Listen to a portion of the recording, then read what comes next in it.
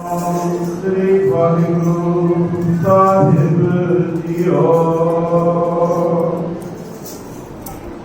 सो कहो टल गुर सेविया ऐत पैर सुभाए दर्शन पथिया गुरु के जन्म मरण दुख जाए होवे सिमत कर समृद्धि नूरे अर्थों गुरसों चढ़िए तुझ बिटे सच्चे पातशाह मर जन्म जन्म दी कटिए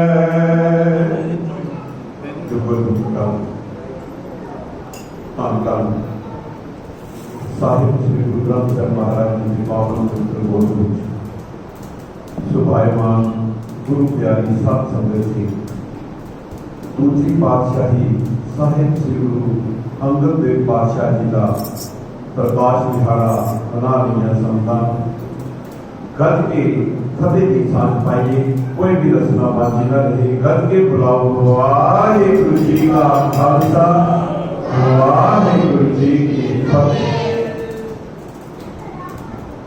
एक शब्द जब असं आशा जी की बात पढ़ते हैं श्रवण करते हैं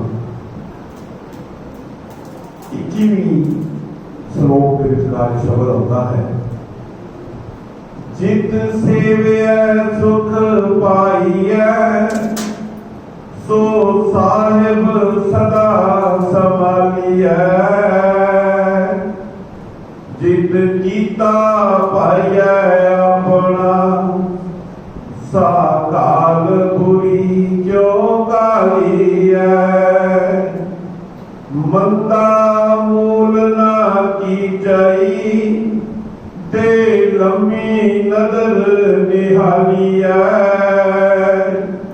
जो साहिब नाल नहारिया ते विहा पासा डालिया के चलाए ऊपर कालिया के चलाए ऊपर कालिया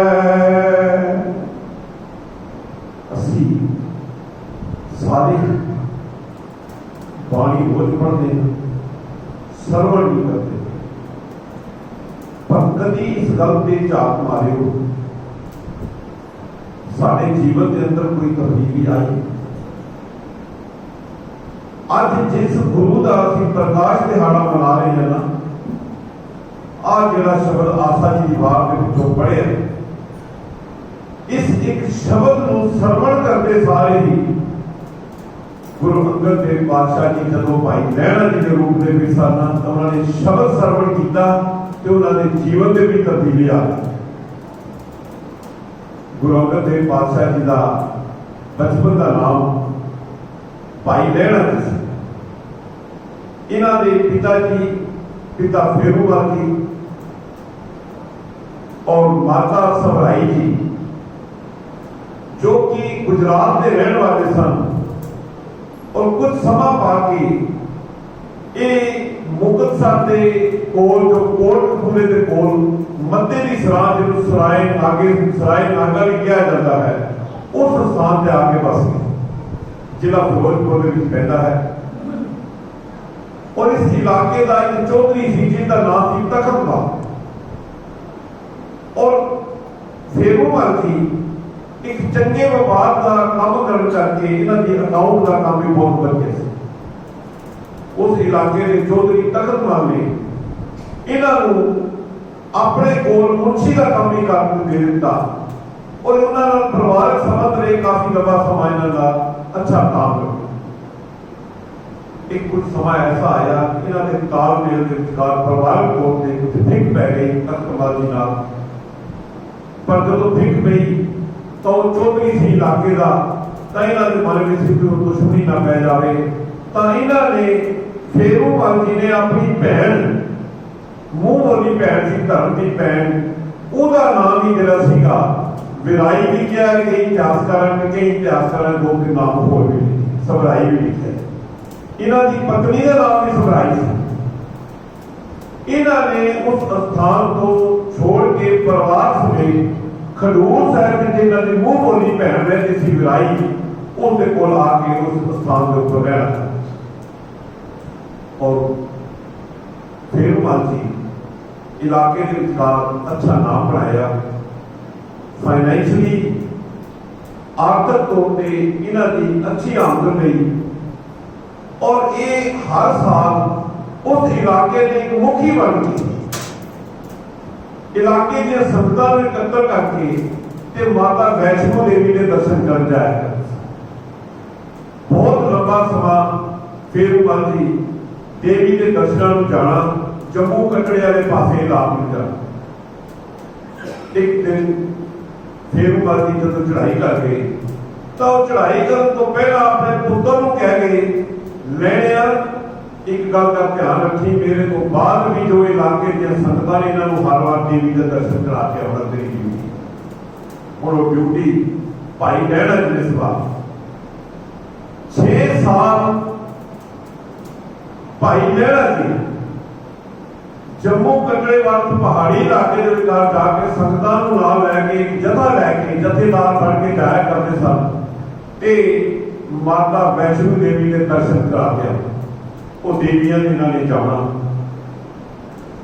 एक दिन अपने इलाके के विच बैठिया इन्होंने भाई जोत जी बाणी पढ़ रहे सन और शब्द सी आसा की वार के विचों जेड़ा शब्द साझा कीता है, जित सेविया सुख पाई है सो साहिब सदा संभाली। हुण शब्द की पंक्ति का अर्थ ये है, शब्द असीं सारे पढ़ते हैं पर अर्थां वल कदी ध्यान नहीं देते कि इसका मतलब इस अर्थां वल ध्यान देइए कि शब्द का अर्थ ये होता है, जित सेविया सुख पाई, जिसनूं सेवन के नाल सुखां की प्राप्ति हो जाए सो साहिब सदा संभालिए। तो उस साहिब के नाल प्यार पा लेना चाहिए। बस इस शब्द के बयान भाई लैणा जी के जीवन के विचार ऐसी तब्दीली ले आती, उन्होंने मन के अंदर एक ऐसी भटकन पैदा हुई कि शब्द ही तो आया है तो वाकई सुख की प्राप्ति हो सकती। भाई लैणा जी एक दिन रात भर जगराता करके सवेरे गोबे के स्नान कर जो पुजे ना ये शब्द उठो उन्होंने सुनिया, रात जगराता कराया ते सवेर के समय जब स्नान करके तो भाई जोत सिंह आसा जी की वार तक पाठ पढ़ रहे सन कि उन्होंने बोले शब्द सरवण। भाई लैणा जी के अंदर दस गया कि मन में शांति महसूस हुई है, शब्द पढ़ के कुछ मिठास महसूस हुई है, ते क्यों ना ये खोज की जाए कि शब्द किना दे। तो उन्होंने भाई जोत जी ने पूछा कि बाणी जी तुम पढ़ रहे थे ये बाणी किसकी है? तो भाई जोत जी ने उत्तर दिता, ये सच्ची ढूंढी बाणी जी है ना, एक गुरु नानक देव पातशाह ने उच्चारण की हुई है, जेड़े हुण अजकल करतारपुर साहिब विच निवास करते हैं। भाई लैणा जी के अंदर एक खिंच पई, गुरु नानक देव जी के दर्शनां की हुण उठ गई। 6 साल लगातार जथा ले जाते हुए जो 1526 के विचार जो ये शुरू किया 1532 आ गया तो जो जथा लैके जा रहे थे 6वीं वाली तो इन्होंने रस्ते के विचार जांदियां ही अपने साथियों को कह दिता कि मैं करतारपुर जाना है तो तुसी जिथे जाना है अपने दर्शन गावा मेरा मन बदल गया। इन्होंने जथेदार बदलिया कि आप रवाने बाद अपनी घोड़ी लैके करतारपुर साहिब। हुण इत्थे जी गल आई प्यार ते किरदार की गल आई। तो जदों इन्होंने उस पासे चाले पा दिते तो कहते हैं कि जदों करतारपुर वालों गए ना तो उस तो पहला इन्हों के जीवन के विचकार एक घटना होर वापरी सी। वो घटना सी भाई सिंह की। एक दिन इन्हों की दुकान से एक दुकान से सौदा लैन के लिए भाई सिंह आया करते थे। कितने दिन वो भाई सिंह सौदा लैन आए वो भाई सिया जो सौदा लैन आए तो इन्होंने पूछया, चल व्यापारी बंदे को फिक्र होता है कि चलो जो साडा कोई व्यापार करने वाला है तो पूछते हैं भी सुनाना बंदा आया है जो व्यापारी। तो वो एक दिन भाई सिया के घर वाल चले गए कि चल पूछिए भाई सिया कितने दिन तो सौदा लैन नहीं आया, की गल है। भाई सिया का आर्थिक तौर पर हालत ठीक नहीं थी, गरीबी के विचों गुजर रहा है। पर जदों जाते हैं की देखते हैं कि भाई सिया ते उहदी धर्मपत्नी अपने घर के अंदर बैठे उन्होंने प्रसादा दाल प्रसादा तैयार किया। 3 प्रसादे उन्होंने तैयार किए तो मियाँ बीबी आपस में छकण को तैयार बैठे थे। इतने फकीर ने घर के बाहरों आवाज मारी। जब फकीर ने आवाज मारी भाई सिया उठ के बाहर आ गए, कह लगे भलिया लोगा दस, वो कह लगा प्रसादा चाहिए। भाई सिया अपनी पत्नी के कोल गया, भाई कोई लोड़वंद आया है, उसको भुख लगी है कि जे आप प्रसादा उसको दे देंगे तो उन्होंने प्रसादा दिता। एक प्रसादा दिता, वो फकीर कह लगे भुख लगी है एक प्रसादा होर दे दो, तो उन्होंने एक प्रसादा होर दे दिया। हूँ फकीर भी समझ गया इन्हों को प्रसादा थोड़ा ही है जो मैनू भी इन्होंने एक करके दिता। तो उसने कहा कि मैं संतुष्ट हो गया। तो हुण जदों ये जान लग्या वो प्रसादा छक के फकीर उठों जान लग्या तो कह लगे भाई सिया कह लगे कहते जे मेरे अंदर कोई अरदास करनी है ना तो यही करो कि वो मेरा दे दाते मैनू तेरे नां दे नाल याद करते जाए।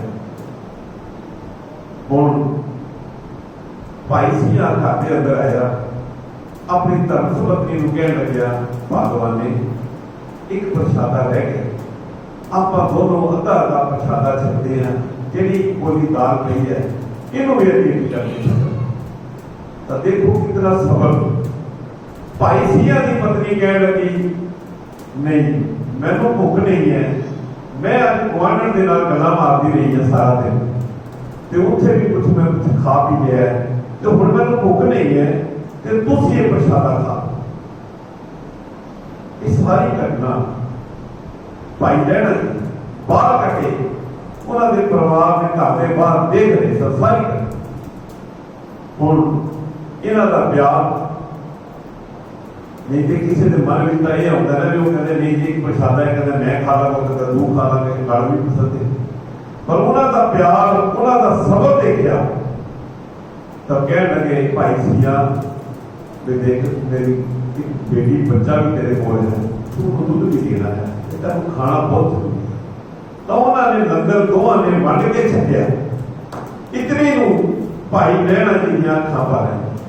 भाई लहणा जी ने दरवाजा खड़काया तो कह लगे जो आवाज मारी ना तो उन्होंने जाके पूछया आया तो मैं कुछ होर कहना सी कि तुसीं सौदा लैनी है, पर अज जो मैं तुहाडे घर देखिया है मेरिया अखां भर आईयां हन।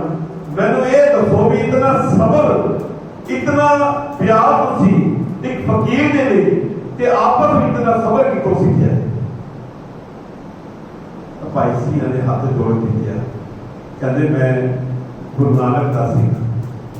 गुरु नानक ने मैनू करैक्टर सिखाया है, ये आचरण जिहड़ा है, ये प्यार जिहड़ा है, ये किरदार जिहड़ा है, ये गुरु नानक ने मेरी झोली पाया।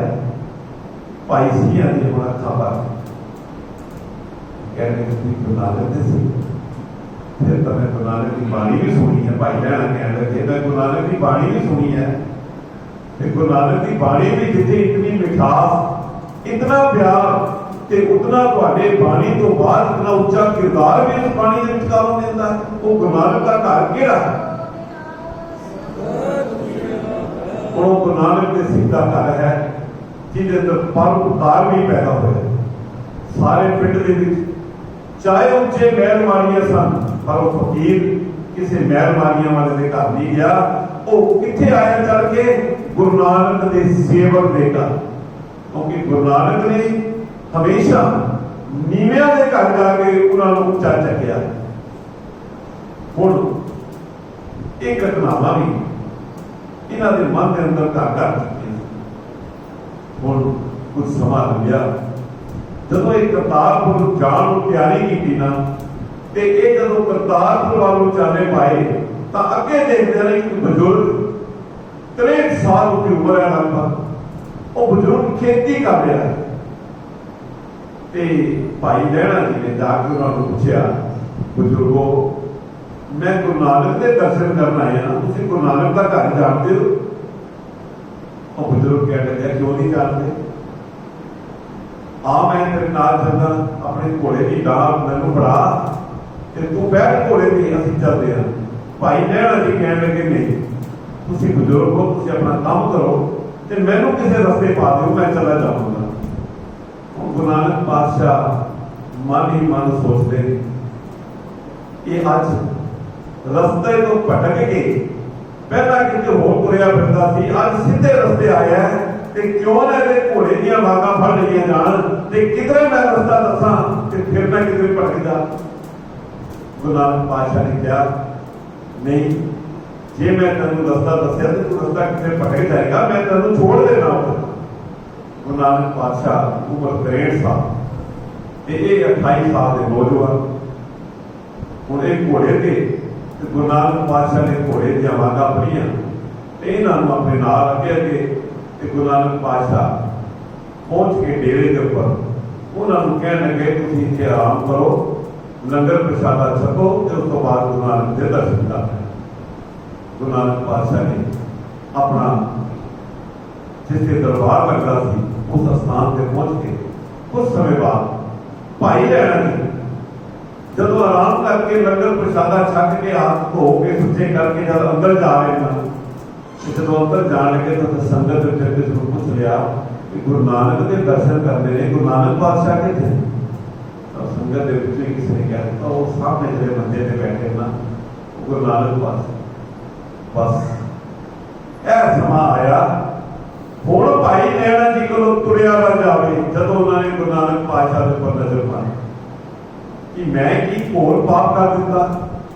मैं आया सी गुरु नानक के दर्शन करन, गुरु नानक के गुणों कुछ प्राप्त करन ते मैं तो पाप कर दिता कि यही बाबा 63 साल का मेरे घोड़े दियां वागां फड़ के लैके आया है ते अज मैं घोड़े के उपर ते मैं तो बहुत बड़ा पाप कमा। गुरु प्यारे एक गल ध्यान रखियो, गुरबाणी पढ़ोगे ना, गुरबाणी का समा इतना नहीं जिस विचार कर सकिए। जब गुरबाणी पढ़ांगे ना ते मन जिहड़ा है गुरबाणी के विचार मन नूं घोड़े के बराबर दस्सिया गया ते जिन्हां ने अपने मन दीयां वागां गुण नूं फड़ा दित्तियां ना कि फिर वो कदी भटक नहीं सकदा। हुण गुरु नानक पातशाह ने कोल जदों गए तो गुरु नानक पातशाह ने क्या की गल हो गई, लहणे सिर सुटिया गुरु नानक के कदमां ते रो रो के गुरु नानक के चरण धो दिते। गुरु नानक पातशाह पूछण लगे दस गल की हुई है? कहण लग्या मैं तां जी काम आया सी पुन कमान ते मैं तां पाप कर दिता। हुण गुरु नानक पातशाह ने नाम पास कर कहंदे कोई गल नहीं, ऐसी कोई गल नहीं, तो गुरु दे कोल आए हैं ते जे तेरा मन भटक जाता ते तेरी वाग ना फड़ी हुंदी, घोड़े दी वागां ना फड़दे तां शायद तू किते भटक जाता। तू सीधे रस्ते आए हैं, अज किते जे तू सीधे रस्ते आए हैं ते साडी भी कोई फर्ज है। उस मां हुण भाई लहणा जी जदों गुरु नानक पातशाह ने पूछा तेरा नाम की, तो उन्होंने कहा कि तेरा नाम भाई लहणा है। पुराने समय भाई फेरू जी व्यापारी सन। व्यापारी बंदे की सोच होती है कि असं किसी का देना ना हो तो हमेशा लैनी हो। उन्होंने इस करके अपने पुत्र का नाम लैना रख दिता कि सदा ये लैना ही लैना हो, किसी देना ना हो। गुरु नानक पातशाह ने कहा कोई गल नहीं, लैना तू लेना है, ये असी तेरा कुछ देना है, तू अज आए हैं तो साढ़े कोल बैठ।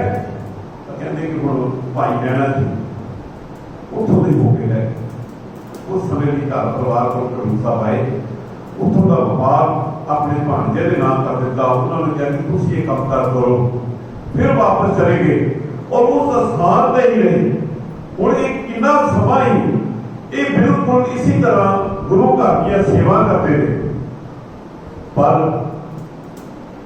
ਜਦੋਂ ਗੁਰੂ ਨਾਨਕ ਪਾਤਸ਼ਾਹ ਨੇ ਇਹਨਾਂ ਦੇ ਕਈ ਇਮਤਿਹਾਨ ਵੀ ਲਏ, ਕਿਉਂਕਿ ਜਦੋਂ ਗੁਰੂ ਕਿਸੇ ਨੂੰ ਪਰਖ ਲੈਣਾ ਤਾਂ ਪਹਿਲਾਂ ਉਹਨਾਂ ਦੇ ਇਮਤਿਹਾਨ ਲੈਂਦਾ ਹੈ, ਫਿਰ ਉਹਨਾਂ ਨੂੰ ਉਸ ਕੰਮ ਦੇ ਲਈ ਪਰਫੈਕਟ ਕਰ ਦਿੰਦਾ ਹੈ। ਤਾਂ ਗੁਰੂ ਨਾਨਕ ਪਾਤਸ਼ਾਹ ਨੇ ਇਮਤਿਹਾਨ ਲਏ। ਉਸ ਇਮਤਿਹਾਨ ਦੇ ਵਿਚਕਾਰ ਬਹੁਤ ਸਾਰੀਆਂ 6-7 ਪੌੜੀਆਂ ਆਪਾਂ ਜਿਹੜੇ ਜਪਜੀ ਸਾਹਿਬ ਦੀਆਂ 38 ਪੌੜੀਆਂ ਪੜ੍ਹਦੇ ਹਾਂ ਨਾ, ਇੱਕ ਸਟੈਪ ਤੇ ਗੁਰੂ ਮਹਾਰਾਜ ਸਾਨੂੰ ਪੌੜੀ ਚੜਾਉਂਦੇ ਨੇ, ਫਿਰ ਮੰਜ਼ਿਲ 38ਵੀਂ ਪੌੜੀ ਤੇ ਜਾ ਕੇ ਸੱਚਖੰਡ ਦੀ ਪ੍ਰਾਪਤੀ ਹੋਈ। ਇਸੇ ਤਰ੍ਹਾਂ ਗੁਰੂ ਮਹਾਰਾਜ ਨੇ ਇਹਨਾਂ ਦੇ ਵੱਖ-ਵੱਖ ਤਰ੍ਹਾਂ ਦੇ ਇਮਤਿਹਾਨ ਲਏ। ਕੀ ਇਮਤਿਹਾਨ ਲਏ? ਸਭ ਤੋਂ ਪਹਿਲਾਂ ਕਰਤਾਰਪੁਰ ਸਾਹਿਬ ਵਿਖੇ ਇੱਕ ਦਿਨ ਸੰਗਤਾਂ ਦਾ ਬਹੁਤ ਇਕੱਠ ਆ ਗਿਆ ਤੇ ਗੁਰੂ ਨਾਨਕ ਪਾਤਸ਼ਾਹ ਕਹਿਣ ਲੱਗੇ ਆਪਣੇ ਵੱਡੇ ਪੁੱਤਰ ਬਾਬਾ ਸ੍ਰੀ ਚੰਦ ਜੀ ਨੂੰ, ਸ੍ਰੀ ਚੰਦ, ਹੁਣ ਸੰਗਤਾਂ ਦਾ ਇਕੱਠ ਬਹੁਤ ਆ ਗਿਆ ਹੈ, ਤੇ ਕਿਉਂ ਨਾ ਆਪਾਂ ਇਹਨਾਂ ਦੇ ਕੋਈ ਲੰਗਰ ਵਾਸਤੇ ਤਿਆਰੀ ਕਰ ਦਈਏ। ਉਹ ਕਹਿਣ ਲੱਗਾ ਦੱਸੋ ਪਿਤਾ ਜੀ ਕੀ ਕਰਨਾ ਹੈ? ਕਹਿੰਦੇ ਵੀ ਐਂ ਕਰਦੇ ਹਾਂ ਕਿ ਮਠਿਆਈ ਦਾ ਇੰਤਜ਼ਾਮ ਕਰ ਲੈਂਦੇ। ਉਹ ਕਹਿੰਦੇ ਹੁਣ ਸ਼ਾਮ ਦਾ ਸੰਧਿਆ ਦਾ ਟਾਈਮ ਹੋ ਰਿਹਾ ਤੇ ਮਠਿਆਈ ਕਿੱਥੋਂ ਇੰਤਜ਼ਾਮ ਹੋਵੇਗਾ? ਉਹ ਕਹਿੰਦੇ ਕੋਈ ਗੱਲ ਨਹੀਂ, ਤੁਸੀਂ ਉਹਦਾ ਦਰਖਤ ਕਰਨਾ ਸਾਹਮਣੇ, ਉਹਨੂੰ ਚੜਾਓ ਤੇ ਉਹਦੇ ਤੋਂ ਮਠਿਆਈ ਮਿਲੇ। ਹੁਣ ਬਾਬਾ ਸ੍ਰੀ ਚੰਦ ਜੀ ਕਹਿਣ ਲੱਗੇ ਪਿਤਾ ਜੀ ਤੁਸੀਂ ਬਜ਼ੁਰਗ ਹੋ ਗਏ, ਤੁਸੀਂ ਬਜ਼ੁਰਗ ਹੋ ਗਏ, ਤੁਹਾਨੂੰ ਪਤਾ ਨਹੀਂ ਲੱਗਦਾ ਕਿ ਦਰਖਤਾਂ ਦੇ ਵਿੱਚ ਕਦੀ ਮਠਿਆਈ ਲੱਗਦੀ ਹੈ। ਗੁਰੂ ਨਾਨਕ ਪਾਤਸ਼ਾਹ ਨੇ ਆਪਣੇ ਛੋਟੇ ਪੁੱਤਰ ਲਖਮੀਦਾਸ ਜੀ ਨੂੰ ਬੁਲਾਇਆ, ਪੁੱਤਰ ਤੂੰ ਮੈਂ ਕਰ, ਤੂੰ ਉਹ ਦਰਖਤ ਲਾ ਤੇ ਤੈਨੂੰ ਮਠਿਆਈ ਮਿਲੇਗੀ, ਮਠਿਆਈ ਮਿਲੇਗੀ ਤੇ ਆਪਾਂ ਸੰਗਤਾਂ ਨੂੰ ਛਕਾ ਦੇ। ਉਹਨਾਂ ਨੇ ਮੈਨੂੰ ਜਵਾਬ ਦਿੱਤਾ। ਫਿਰ ਉਹਨਾਂ ਨੇ ਭਾਈ ਲੈਣਿਆ ਆ ਦਰਖਤ ਤੇ ਲਾ ਤੇ ਮਠਿਆਈ ਗਿਰੇਗੀ ਤੇ ਆਪਾਂ ਸੰਗਤਾਂ ਤੇ ਮਠਿਆਈ ਦਾ ਲੰਗਰ ਬਣਾ ਦਈਏ। ਤਾਂ ਉਸ ਸਮੇਂ ਭਾਈ ਲੈਣਾ ਜੀ ਦੇ 7 ਵਜੇ ਦੀ ਜਿਵੇਂ ਤੁਹਾਡਾ ਉਹਨਾਂ ਨੇ ਚਾਦਰ ਵਿਛਾਈ, ਦਰਖਤ ਹਿਲਾਇਆ ਤੇ ਮਠਿਆਈ ਦਾ ਅੰਬਾਰ ਲੱਗ ਗਿਆ। ਹੁਣ ਬਾਬਾ ਸ੍ਰੀ ਚੰਦ ਜੀ ਵੀ ਦੇਖੇ ਰਾਤ ਇਹ ਇੱਕ ਇਮਤਿਹਾਨ ਦੀ ਘੜੀ ਸੀ ਕਿ ਗੁਰੂ ਦੇ ਉੱਪਰ ਸਾਡਾ ਭਰੋਸਾ ਕਿੰਨਾ ਹੈ। ਅਸੀਂ ਗੁਰੂ ਘਰ ਦੇ ਵਿੱਚ ਵੀ ਆਉਂਦੇ ਹਾਂ, ਸਾਨੂੰ ਕਈ ਵਾਰ ਕਈ ਗੱਲਾਂ ਐਸੇ ਸਮਝ ਵੀ ਆ ਜਾਂਦੇ ਹਨ, ਕਈ ਵਾਰੀ ਮਨ ਦੇ ਵਿੱਚ ਸ਼ੰਕਾ ਆ ਜਾਂਦਾ ਹੈ ਇਹ ਕਿੱਦਾਂ ਹੋ ਸਕਦਾ, ਪਰ ਗੁਰੂ ਤੇ ਭਰੋਸਾ ਰੱਖਣਾ ਸਾਡਾ ਬੜਾ ਜ਼ਰੂਰੀ। ਉਸ ਤੋਂ ਬਾਅਦ ਇੱਕ ਦਿਨ ਗੁਰੂ ਪਾਤਸ਼ਾਹ ਖੇਤੀ ਕਰ ਰਹੇ ਸਨ, ਘਾਹ ਵੱਢਿਆ ਗਿਆ, ਘਾਹ ਦੀਆਂ ਫੰਡਾਂ ਚੁਕਾਈਆਂ, ਘਾਹ ਦੀਆਂ ਫੰਡਾਂ ਭਾਈ ਲਹਿਰਾ ਜੀ ਦੀ ਦੁਕਾਨ ਤੇ ਜਦੋਂ ਘਰ ਆਏ ਤਾਂ ਮਾਤਾ ਸਰਬਜੀਤ ਜੀ ਕਹਿਣ ਲੱਗੇ ਤੁਸੀਂ ਇਹਨਾਂ ਨੂੰ ਕਿਉਂ ਚੁਕਾਈਆਂ ਫੰਡਾਂ? ਉਹ ਕਹਿਣ ਲੱਗੇ ਭੋਲੀਏ ਇਹ ਘਾਹ ਦੀ ਫੰਡ ਨਹੀਂ ਹੈ, ਇਹ ਦੀਨ ਦੁਨੀਆ ਦਾ ਮਾਲਕ ਬਣਨਾ ਇਸਨੇ, ਇਸ ਦੇ ਉੱਪਰ ਛਤਰ ਚਲਾਇਆ ਹੈ, ਇਸ ਧਰਤੀ ਦੇ ਵਿੱਚ ਕਾਲੋਂ ਬੀਜਿਆ ਬੀਜ ਜੋ ਨਿਕਲਿਆ ਨਾ, ਇਸ ਧਰਤੀ ਦੇ ਉੱਪਰ ਛਤਰ ਚਲਾਇਆ ਤੇ ਜਿਸ ਨੂੰ ਤੂੰ ਮਿੱਟੀ ਕਹਿ ਰਹੀ ਹੈ ਨਾ, ਇਹ ਮਿੱਟੀ ਨਹੀਂ ਹੈ, ਕੇਸਰ ਦੇ ਛਿੱਟੇ ਨੇ। ਫਿਰ ਇਮਤਿਹਾਨ ਦੀ ਲਿਆ ਗਿਆ ਇੱਕ ਦਿਨ, ਇੱਕ ਕਟੋਰਾ ਗੁਰੂ ਨਾਨਕ ਪਾਤਸ਼ਾਹ ਨੇ ਚਿੱਕੜ ਦੇ ਵਿੱਚ ਸੁੱਟ ਦਿੱਤਾ, ਨਾਲੇ ਵਾਲਾ ਗੰਧ ਵਾਲਾ ਚਿੱਕੜ ਸੁੱਧੇ ਵਿੱਚ ਸੁੱਟ ਦਿੱਤਾ ਤੇ ਬਾਬਾ ਸ੍ਰੀ ਚੰਦ ਜੀ ਨੂੰ ਕਹਿਣ ਲੱਗੇ ਸ੍ਰੀ ਚੰਦ ਜੀ ਤੁਸੀਂ ਇੱਕ ਕਟੋਰਾ ਕੱਢ ਦਿਓ। ਉਹ ਕਹਿਣਗੇ ਪਿਤਾ ਜੀ ਦੇ ਵਿੱਚੋਂ ਕੱਢਣਾ ਹੀ ਸੀ ਤੇ ਸੁੱਟਿਆ ਕਿਉਂ? ਦੇਖੋ ਪਿਤਾ ਦੇ ਉੱਪਰ ਸਵਾਲ ਹੋ ਰਿਹਾ। ਫਿਰ ਉਹਨੇ ਬਾਬਾ ਲਖਮੀਦਾਸ ਜੀ ਨੂੰ ਕਿਹਾ, ਉਹਨਾਂ ਦਾ ਵੀ ਜਵਾਬ ਸੀ। ਪਰ ਜਦੋਂ ਭਾਈ ਲਹਿਣਾ ਜੀ ਨੂੰ ਕਿਹਾ ਨਾ ਤੇ ਭਾਈ ਲਹਿਣਾ ਜੀ ਨੇ ਹੱਥ ਜੋੜੇ, ਉਹਨਾਂ ਕੱਪੜਿਆਂ ਸਮੇਤ ਹੀ ਉਸ ਚਿੱਕੜ ਦੇ ਵਿੱਚ ਵੜ ਗਏ ਤੇ ਜਾ ਕੇ ਕਟੋਰਾ ਕੱਢ ਲਿਆ ਤੇ ਗੁਰੂ ਨਾਨਕ ਪਾਤਸ਼ਾਹ ਦੇ ਕੋਲ ਆ ਗਏ। ਗੁਰੂ ਨਾਨਕ ਪਾਤਸ਼ਾਹ ਨੇ ਅਸ਼ੀਰਵਾਦ ਦਿੱਤਾ। ਉਹਨਾਂ ਗੰਦੇ ਕੱਪੜਿਆਂ ਦੇ ਨਾਲ ਹੀ ਗੁਰੂ ਨਾਨਕ ਪਾਤਸ਼ਾਹ ਨੇ ਗੱਲ ਵਕੜੀ ਦੇ ਵਿੱਚ ਲੈ। ਹੁਣ ਇਹ ਕੋਈ ਇਹ ਨਹੀਂ ਕਿ ਕਟੋਰਾ ਕੱਢਣ ਵਾਲੀ ਗੱਲ ਇਹ ਸੀ ਕਿ ਜੇ ਸਾਨੂੰ ਕਿਤੇ ਨੀਵਾਂ ਵੀ ਹੋਣਾ ਪੈ ਜਾਏ ਤਾਂ ਸਾਨੂੰ ਉਹਨਾਂ ਨੂੰ ਸਿੱਖਿਆ ਦੇਣ ਦਾ ਤਰੀਕਾ ਸੀ। ਇੱਕ ਦਿਨ ਬਰਾਂਡੇ ਦੇ ਵਿਚਕਾਰ ਜਿੱਥੇ ਕਰਤਾਰਪੁਰ ਗੁਰੂ ਨਾਨਕ ਪਾਤਸ਼ਾਹ ਰਹਿੰਦੇ ਸਨ, ਇੱਕ ਚੂਹੀ ਮਰੀ ਹੋਈ ਸੀ। ਗੁਰੂ ਨਾਨਕ ਪਾਤਸ਼ਾਹ ਨੇ ਭਾਈ ਲਹਿਣਾ ਜੀ ਨੂੰ ਕਿਹਾ, ਭਾਈ ਲਹਿਣਿਆ ਇਹ ਪੁੱਤਰਾਂ ਨੇ ਪਹਿਲਾਂ ਇਨਕਾਰ ਕਰ ਦਿੱਤਾ, ਇਹ ਮਰੀ ਹੋਈ ਚੂਹੀ ਬਾਹਰ ਸੁੱਟ ਦਿਓ। ਫਿਰ ਭਾਈ ਲਹਿਣਾ ਜੀ ਨੂੰ ਕਿਹਾ, ਭਾਈ ਲਹਿਣਾ ਜੀ ਨੇ ਚੁੱਪ ਕਰਕੇ ਚੂਹੀ ਚੱਕੀ ਤੇ ਬਾਹਰ ਸੁੱਟ। ਹੁਣ ਇਹਦੇ ਵਿੱਚੋਂ ਸਿੱਖਿਆ ਇਹ ਸੀ ਕਿ ਕਿਸੇ ਨੂੰ ਵੀ ਸਮਾਜ ਵਿੱਚ ਰਹਿੰਦਿਆਂ ਕਿਸੇ ਨੂੰ ਮਾੜਾ ਨਹੀਂ ਸਮਝਣਾ, ਚਾਹੇ ਭਾਵੇਂ ਨਾ ਹੋ ਮੈਂ ਕਿਸੇ ਨੂੰ ਮਾੜਾ ਕੰਮ ਕਰਦਾ ਤੇ ਕੋਈ ਸਵੈਦਾ ਹੁੰਦੀ ਹੈ, ਮਾੜਾ ਨਹੀਂ ਸਮਝਣਾ। ਇਹ ਘਟਨਾਵਾਂ ਕੋਈ ਆਮ ਘੱਟ ਵੱਲ ਨਹੀਂ ਸੀ, ਇਹ ਘਟਨਾਵਾਂ ਅਕਸਰ ਨੀਚ ਲੋਕ ਕਰਿਆ ਕਰਦੇ ਸਨ। ਨੀਚ ਲੋਕ ਕਿਹਨੂੰ ਗਿਣਿਆ ਜਾਂਦਾ ਸਮਾਜ ਦੇ ਵਿੱਚ? ਜਿਨ੍ਹਾਂ ਨੂੰ ਅਸੀਂ ਸ਼ਡਿਊਲਡ ਕਾਸਟ ਨਾਮ ਦੇ ਨਾਲ जिन्होंने पुरातन समय देखा है किस तरह घर में ला के सफाई बीबियां करिया करते सन, गल मन चक के लै जाया करते सन, तो लोग उन्होंने बुलाते नहीं सन। अज भी कई लोग उन्होंने घर के बाहर भाड़े घर होता है, कई लोग उन्होंने भांडे बफे लाते हैं, चाह पिलाना है सफाई करने वाले लोग करते हैं। तो गुरु नानक पातशाह ने उत्ते बाणी का उच्चारण किया सी, नीचा अंदर नीच जा नीची हुमत नीच, नानक तिन कै संग सा वड्या स्यों क्या नीच, जिथै नीच संभालियन तिथै नदर तेरी बख्शीश। गुरु नानक पातशाह ने यह कहा कि जेड़े नीवियां नूं संभालणगे ना, ते गुरु नानक पातशाह ने मैं तो उन्हां दे नाल ना, जिथै नीच संभालिया तिथै नदर तेरी बख्शीश, नानक तिन कै संग सा। गुरु नानक पातशाह कहते मैं तो उन्हां दा संगी साथी हां, जेड़े वड्डियां नाल तुरदे उन्हां नाल की नहीं है। तो गुरु नानक पातशाह ने स्टेप बाय स्टेप इन्हों को समझा के नाल पौड़ी चढ़ाया। सर्दियों का समय आया, सियाल का मौसम से धर्मशाला की कंध गिर गई, अद्धी रात का समय ते भाई लहणा जी ने कहा कि कंध तैयार करो। उन्होंने अद्धी रात को कंध तैयार की, पातशाह का हुक्म सिर मथे प्रवान किया। अद्धी रात का समा, सियाल का मौसम, वो मान दिया रात, अद्धी रात को कह लगे कपड़े धोने ने, रावी के दरिया में जाके भाई लहणा जी कपड़े धो रहे थे।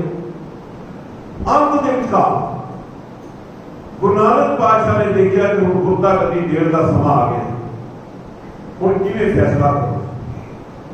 उन्होंने अपने फटे हुए कपड़े पा ले, तुम पढ़ते हो धान गुरु नवा प्रताप, तो गुरु नानक पातशाह ने धानक का रूप धारण किया, फटे हुए कपड़े पाए, हाथ दे विच डंडा चक लिया और नाल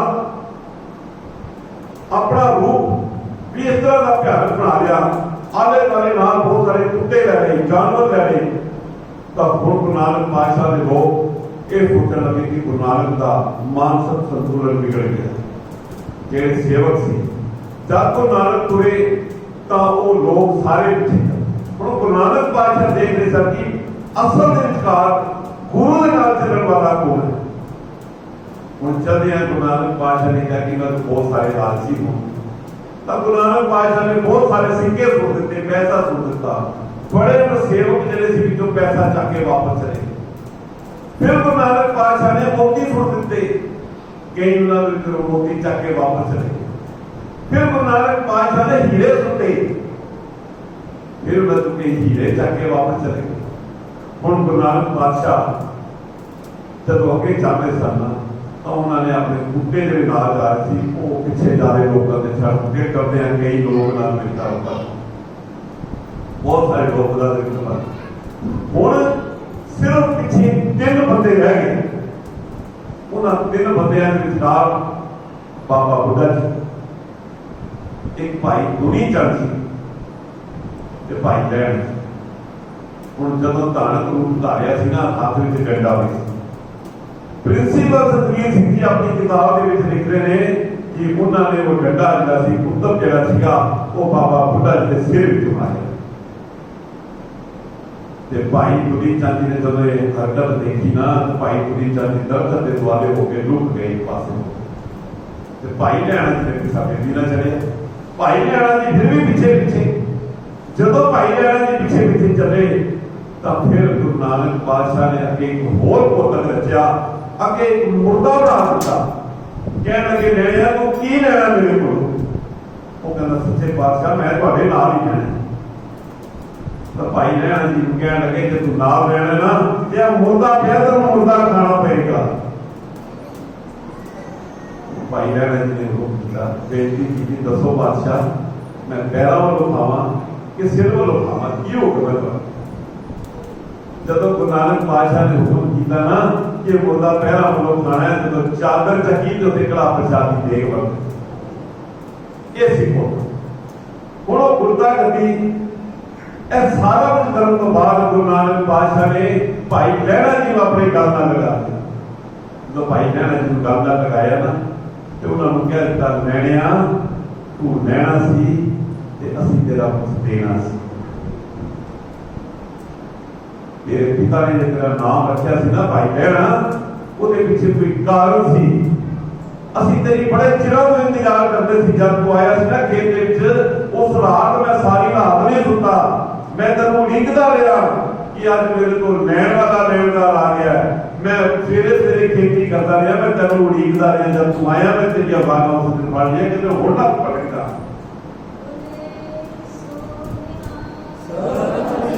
प्रिंसिपल सतबीर सिंह जी ने एक और छोटी सी घटना का जिक्र करते हैं, इसके बाद समाप्ति का बता दें। प्रिंसिपल सतबीर सिंह जी अपनी मेरा उन्होंने बहुत प्यार है, मैं निजी तौर पर उन्होंने को आना जाता बहुत कुछ सीखने उन्होंने मिले। प्रिंसिपल सतबीर सिंह जी एक कहानी सुना रहे थे, उन्होंने किताब के भी जिक्र किया है।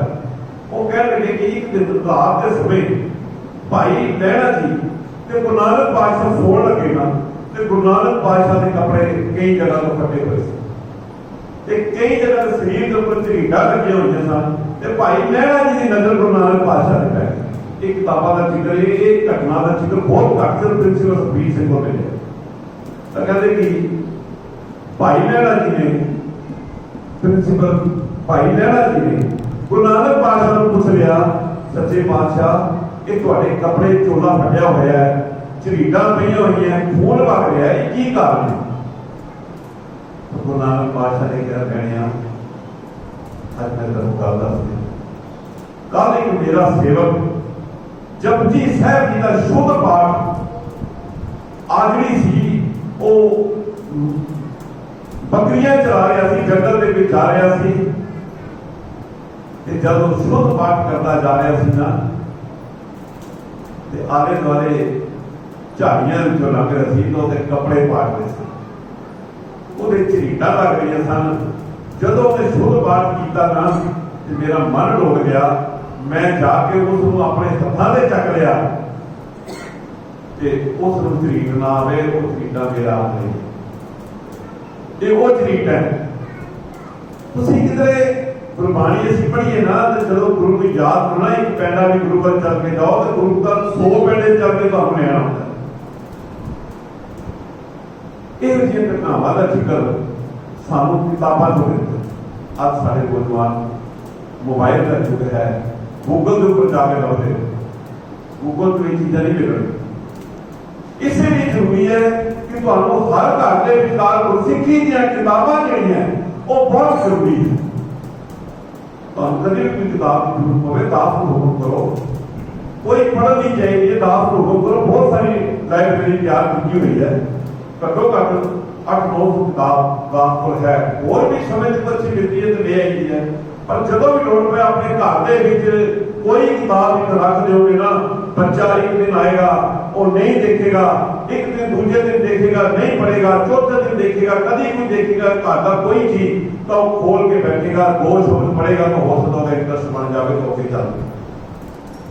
गूगल तो नहीं मिलनगियां, गूगल को स्टोरियां वो मिलणगियां जिहड़ियां असीं मैनिपुलेट करके पाईयां जा रही है। अजकल वो लोग पढ़ रहे हैं, गलत रूप के विचकार जा रही ने, पर पुराने इतिहासकारां दीयां किताबां असीं जदों पढ़ांगे तां ही पता लगेगा। नहीं तो असीं जे गूगल ते जावांगे सिर्फ ते सिर्फ रेफरेंस वास्ते असीं कर सकते हैं, इस तो ऊपर कुछ नहीं मिलेगा।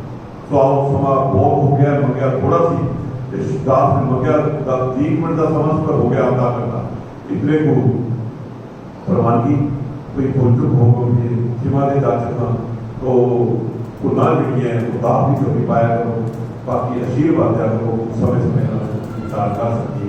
बहुत सारिया गुरु साहिबां के जीवन का संबंधित घटनावां, पर जितना वो समय मिले उतनी साझ पाई। आओ फतेह की साझ पाइए। वाहिगुरू जी का खालसा, वाहिगुरू जी की फतेह। बच्ची शब्द पढ़ेगी नाल